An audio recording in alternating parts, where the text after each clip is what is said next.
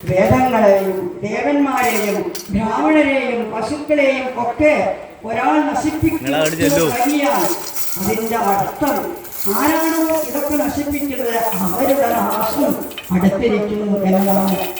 പക്ഷേ ഹിരണ്യകശിപു ഇതൊക്കെ ചെയ്തിട്ടും കണക്കില്ലാതെ ഇത്രയും ദ്രോഹങ്ങൾ ചെയ്തിട്ടും അവൻ നശിക്കാതിരിക്കുന്നത് എൻ്റെ ഒരു ക്ഷമ കൊണ്ട് മാത്രമാണ്. ഞാൻ ക്ഷമിക്കുന്നത് കൊണ്ടാണ് ഇപ്പോഴും ഹിരണ്യകശിപു ഇങ്ങനെ എല്ലാവരെയും ദ്രോഹിച്ചു കൊണ്ട് നടക്കുന്നത്. പക്ഷേ എനിക്ക് ക്ഷമിക്കാൻ കഴിയാത്തതായ ഒരേ ഒരു കുറ്റം, അത് ഭക്തന്മാരെ ദ്രോഹിക്കുക എന്നതാണ്.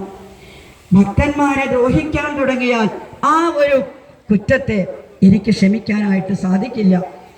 നോക്കൂ, ഹിരണ്യകശിപുവിൻ്റെ പുത്രനും എൻ്റെ ഭക്തോത്തമനുമായിട്ടുള്ള ആ പ്രഹ്ലാദനെ ഒരു കാലത്ത് ഈ ഹിരണ്യകശിപു ദ്രോഹിക്കും. അപ്പോൾ ആ സമയത്ത് ഈ ഹിരണ്യകശിപുവിനെ അവരെന്തൊക്കെ വരങ്ങൾ നേടിയവനാണെങ്കിലും പല വരങ്ങളും നേടി എന്തൊക്കെ